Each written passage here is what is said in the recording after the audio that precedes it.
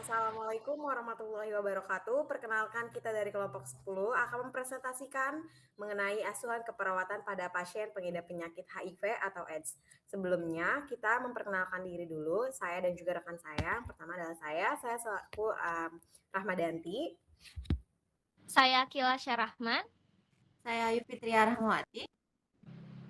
Baik, di sini saya akan sedikit menjelaskan definisi mengenai HIV atau Human Immunodeficiency Virus atau merupakan virus yang menyerang sistem kekebalan tubuh manusia, khususnya sel darah putih, yaitu limfositi atau CD4, sehingga menyebabkan imun tersebut mengakibatkan tubuh menjadi lebih rentan terhadap berbagai infeksi dan juga penyakit.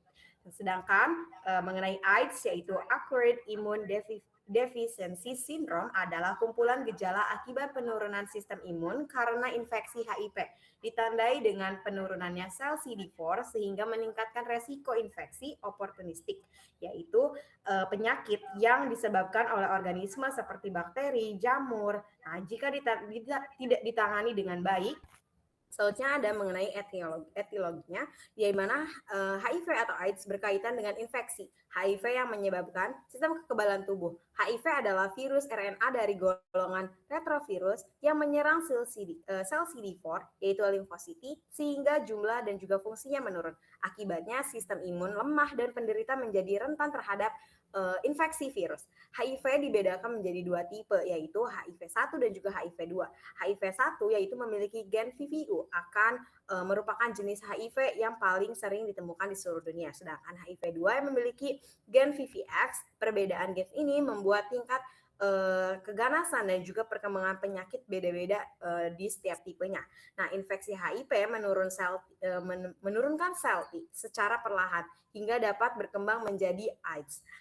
Selanjutnya, HIV-1 dan juga HIV-2 menular dengan cara yang sama, menginfeksi bersamaan. HIV-1 mudah bermutasi sehingga penyakit dapat menjadi lebih cepat dan juga lebih berat.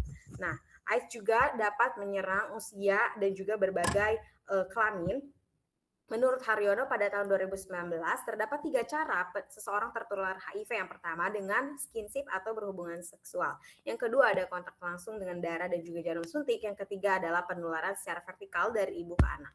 Nah, tanda-tanda dan juga gejala HIV itu ada berbagai macam. Yang pertama adalah penurunan berat badan lebih dari 10%, demam di atas 37 derajat 37,5 derajat Celcius lebih dari 1 bulan, serta diare yang kronis. Yang kedua adalah mengalami infeksi jamur di area oral dan juga vagina atau mulut. Terus yang ketiga adalah masalah kulit herpes yang sering kambuh. Yang keempat adalah batuk lebih dari 1 bulan, sesak napas, pneumonia berulang, dan juga sinusitis. Yang kelima adalah gangguan saraf seperti sakit kepala yang berat, kejang-kejang, dan juga penurunan daya pikir. Oke, selanjutnya manifestasi klinis menurut NASUM 2020 dan Kementerian Kesehatan Republik Indonesia 2012. Manifestasi klinis HIV atau AIDS dibagi ke dalam 4 tahap. Yang pertama ada tahap infeksi akut. Tahap ini terjadi sekitar 2-6 minggu setelah terpapar virus HIV. Gejala yang muncul ini bersifat tidak tetap, seperti demam, rasa lelah, nyeri otot dan sendi, sakit saat menelan, serta pembesaran kelenjar getah bening. Nah, pada beberapa kasus juga terjadi meningitis aseptik yang ditandai dengan demam, nyeri kepala hebat, kejang-kejang, bahkan sampai kelumpuhan saraf otak. Yang kedua ada tahap asimptomatis. Pada tahap ini, gejala dan keluhan itu menghilang. Fase ini juga dapat berlangsung selama beberapa bulan hingga bertahun-tahun setelah terinfeksi. Meskipun tidak menunjukkan gejala, virus HIV ini tetap ada di dalam sel. Dan juga penderita bisa melakukan aktivitas masih pada normalnya. Yang ketiga ada tahap simptomatis. Pada tahap ini muncul gejala yang lebih spesifik dengan dari sedang hingga berat. Kondisi ini juga ditandai dengan penurunannya berat badan kurang dari 10%, sariawan, kandidiasis mulut secara berulang, terus juga ada peradangan di sudut-sudut mulut, serta infeksi saluran pernapasan atas. Nah, pada saat ini aktivitas penderita mulai terganggu sehingga membutuhkan waktu istirahat yang lebih banyak. Yang terakhir ada tahap AIDS. Pada tahap ini terjadi penurunan berat badan diare yang kronis lebih dari 1 bulan, terus demam yang berkepanjangan tanpa sebab yang jelas, adanya kandidiasis oral, tuberkulosis paru, dan pneumonia bakteri. Nah, penderita ini biasanya terbaring di tempat tidur lebih lama, sekitar 12 jam per hari, serta mengalami berbagai infeksi opportunistik seperti infeksi virus herpes. Nah, patofisiologi atau perjalanannya penyakit HIV. HIV ini masuk ke dalam tubuh melalui darah atau cairan tubuh dan juga melalui kontak langsung seperti hubungan seksual. Terus juga kalau misalkan transfusi darah yang terinfeksi atau jarum suntik yang tidak steril itu juga bisa masuk. Nah, penularan ini menyerang sel CD4 atau limfosit T dengan cara menempel, menyatu, lalu masuk ke dalam sel. Di dalam sel CD4, HIV hanya memiliki RNA, mengubah RNA menjadi DNA dengan bantuan enzim reverse transkriptase. Kemudian DNA virus ini menyatu dengan DNA manusia. Nah, virus lalu membentuk virus baru yang matang dan infeksius dengan bantuan enzim protesa. Nah, akibat proses ini, jumlah sel CD4 terus menurun. Pada awal infeksi, virus meningkat secara cepat dan muncul gejala akut. Setelah itu, masuk fase kronik tanpa gejala saat CD4 masih cukup. Jika CD4 turun hingga sangat rendah, daya tahan tubuh melemah dan muncul infeksi oportunistik yang menandai fase AIDS. Selanjutnya, uh, pathway perjalanan penyakit HIV atau AIDS. Nah, HIV atau AIDS ini muncul akibat adanya hubungan seks bebas, terus ada kontak darah atau tersusuk jarum penderita HIV. Selanjutnya, ibu hamil yang menderita HIV menular ke bayi dengan cara melahirkan. Nah, virus ini masuk ke dalam peredaran darah dan menjadi HIV. Karena terjadi HIV, sel CD4 ini menurun, sehingga imunitas tubuh juga ikut menurun. Ketika imunitas tubuh menurun, akan terjadinya rentan infeksi, peningkatan suhu tubuh oleh hipotalamus, dan terjadinya hipotermi. Nah, ketika imunitas tubuh menurun, akan terjadi infeksi oportunistik ketika pasien dibawa ke rumah sakit dan mengetahui bahwa dia itu menderita penyakit HIV atau AIDS, dia akan mengalami ansietas atau tidak percaya diri ataupun menyangkal. Nah, infeksi oportunistik ini juga menyerang berbagai sistem tubuh. Yang pertama itu ada sistem pencernaan. Nah, sistem pencernaan memasuki saluran pencernaan, meningkatkan gerakan peristaltik di dalam usus sehingga menyebabkan diare. Ketika menyebabkan diare, berat badan akan terus turun sehingga terdapat masalah defisit nutrisi. Yang selanjutnya adanya mukosa teriritasi, adanya kandidiasis oral, bercak putih di mulut itu mengakibatkan nyeri akut.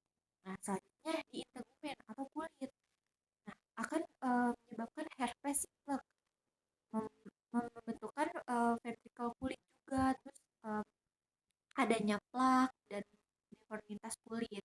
Kulit menjadi lebih kering, gampang mengelupas, adanya ruam dan bersisik, sehingga mengakibatkan resiko gangguan integritas kulit dan jaringan. Nah, terus adanya masalah di respirasi atau pernapasan. Ini mengakibatkan peradangan saluran nafas dan paru.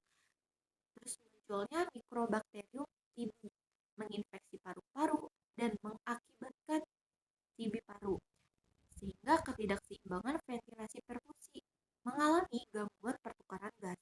Yang terakhir, neurologi atau saraf, kelainan neurologi, terus juga kelemahan, kekaukuan, hingga bahkan sampai kejang dan menjadi intoleran aktivitas. Selanjutnya, nah, analisa kasus. Nyonya R, usia 35 tahun dengan diagnosis HIV atau AIDS, mengalami penurunan kondisi fisik ditandai mudah lelah, demam, diare, penurunan nafsu makan, dan penurunan berat badan. Tanda-tanda vital ini menunjukkan tekanan darah 90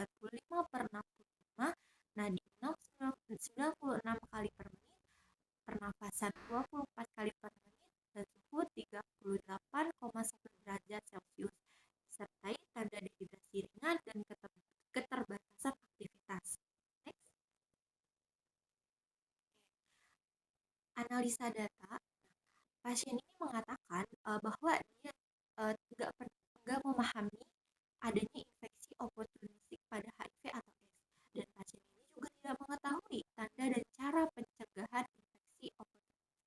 Data objektif kita, pasien itu terlihat bingung saat ditanya mengenai penyakit yang dia derita, dan juga pasien belum pernah mendapatkan edukasi mengenai kesehatan terkait infeksi oportunistik, sehingga menjadi masalah kurangnya informasi dan edukasi tentang HIV atau AIDS infeksi oportunistik. Masalahnya menjadi defisit pengetahuan. Selanjutnya, pasien juga mengatakan tubuhnya mudah lelah, mengeluh nafsu makannya turun, terus juga berat badannya menurun sekitar 2 kg. Dan kita melihat pasien ini tampak lemah, berat badan terakhir 50 kg, dan aktivitas pasien ini terlihat terbatas. Ini tuh disebabkan karena penurunan daya tahan tubuh dan asupan nutrisi tidak kuat akibat HIV atau AIDS. Dan masalahnya menjadi intoleransi aktivitas.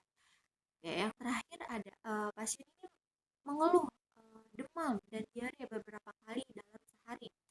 Nah, kita juga memeriksa dengan suhu 38,1 derajat Celcius dan pernapasannya 24 kali per menit. Kita melihat mukosa bibirnya tampak kering dan turbur kulit juga menurun.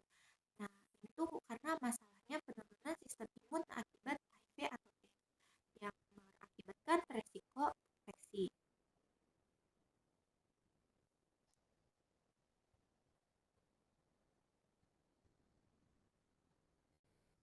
Selanjutnya akan dilanjutkan oleh Akila.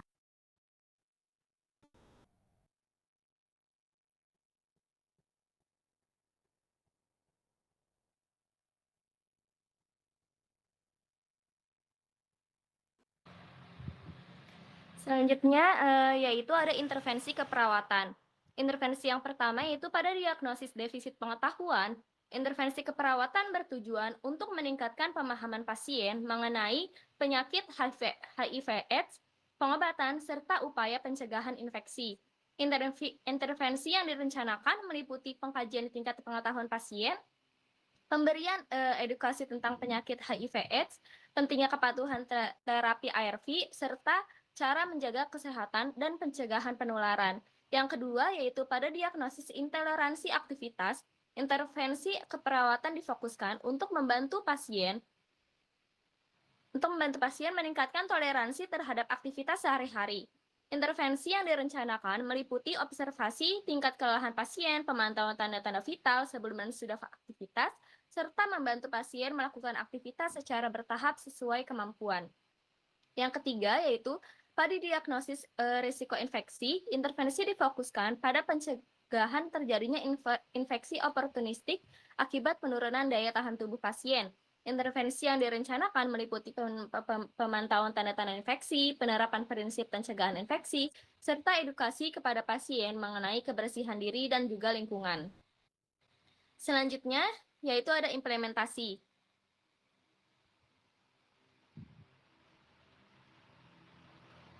Selanjutnya yaitu ada implementasi. Yang pertama yaitu pada hari Senin 15 Juli 2019 pukul 8 dilakukan implementasi keperawatan untuk diagnosis defisit pengetahuan dengan memberikan edukasi kepada pasien mengenai HIV/AIDS, infeksi oportunistik, dan terapi ARV. Respon pasien menunjukkan hasil yang baik ditandai dengan pasien terlihat memahami materi dan mampu menjawab pertanyaan yang sederhana. Selanjutnya yaitu pada pukul 10 dilakukan implementasi untuk diagnosis intoleransi aktivitas dengan membantu pasien melakukan aktivitas ringan serta mengatur waktu istirahat. Respon pasien menunjukkan pasien mampu duduk sebentar tanpa mengalami kelelahan yang berlebihan. Selanjutnya yaitu pada pukul 12 dilakukan tindakan keperawatan untuk diagnosis risiko infeksi, yaitu dengan memastikan kebersihan lingkungan dan mengajarkan cara cuci tangan yang benar. Respon pasien menunjukkan pasien mampu melakukan cuci tangan dengan benar dan suhu tubuh dalam keadaan yang stabil.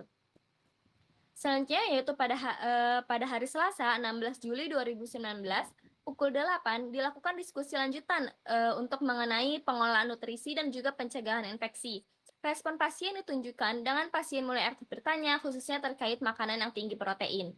Selanjutnya yaitu pada pukul 10, perawat melakukan pendampingan aktivitas ringan dan latihan mobilisasi. Respon pasien menunjukkan pasien mampu berdiri sebentar tanpa merasakan lelah.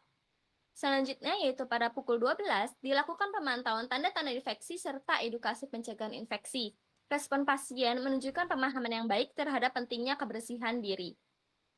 Selanjutnya itu pada hari Rabu, 17 Juli 2019 pukul 8, pada hari defisit pengetahuan, pada hari Rabu 17 Juli 2019 pukul 8 dilakukan tinjauan ulang pemahaman pasien dan review ulang pemahaman pasien mengenai edukasi sebelumnya. Respon pasien menunjukkan pasien mampu menjelaskan kembali informasi dan informasi dasar mengenai HIV/AIDS.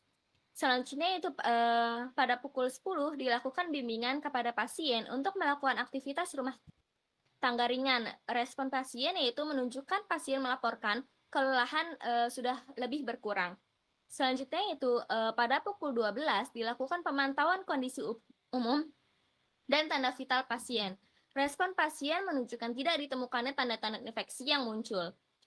Berdasarkan implementasi yang disimpulkan bahwa yang dapat disimpulkan selama 3 hari ini, dapat disimpulkan bahwa pasien menunjukkan respon yang positif terhadap tindakan keperawatan, baik dari aspek pengetahuan, toleransi aktivitas, maupun pencegahan infeksi. Selanjutnya itu ada evaluasi. Evaluasi diagnosis defisit pengetahuan. Pada diagnosis ini, evaluasi menunjukkan bahwa tujuan keperawatan tercapai. Hal ini ditandai dengan pasien mampu memahami informasi yang diberikan, aktif bertanya, serta mampu menjelaskan kembali informasi dasar mengenai HIV/AIDS, terapi ARV, dan upaya pencegahan infeksi. Yang kedua, yaitu pada diagnosis intoleransi aktivitas, hasil evaluasi menunjukkan bahwa kondisi pasien mengalami perbaikan. Pasien mampu melakukan aktivitas ringan, berdiri, dan duduk tanpa kelelahan berlebihan, serta melaporkan penurunan rasa lelah, sehingga tujuan keperawatan dinilai tercapai. Selanjutnya yaitu pada diagnosis resiko infeksi, hasil evaluasi menunjukkan bahwa tidak ditemukan tanda-tanda infeksi selama perawatan. Pasien menunjukkan pemahaman terhadap kebersihan diri, mampu melakukan cuci tangan dengan benar, suhu tubuh stabil, dan tanda vital dalam batas normal, sehingga tujuan keperawatan ini tercapai. Berdasarkan hasil evaluasi, dapat disimpulkan bahwa tujuan asuhan keperawatan pada pasien HIV/AIDS ini tercapai meskipun penyakit bersifat kronis karena intervensi berhasil meningkatkan pengetahuan pasien, toleransi aktivitas, serta mencegah terjadinya infeksi. Kesimpulannya yaitu pasien HIV/AIDS memerlukan asuhan keperawatan yang holistik meliputi aspek fisik, psikologi, sosial, dan edukasi kesehatan. Masalah yang sering muncul adalah defisit pengetahuan, intoleransi aktivitas, dan resiko infeksi akibat penurunan daya tahan tubuh. Peran perawat sangat penting dalam memberikan edukasi, mendukung aktivitas, serta mencegah infeksi. Sehingga asuhan keperawatan yang terencana dan berkesinambungan dapat meningkatkan pemahaman, kepatuhan terapi, kemandirian, dan kualitas hidup pasien HIV/AIDS. Baik, mungkin cukup sekian dari kelompok 10. Kurang lebihnya mohon maaf. Wassalamualaikum warahmatullahi wabarakatuh.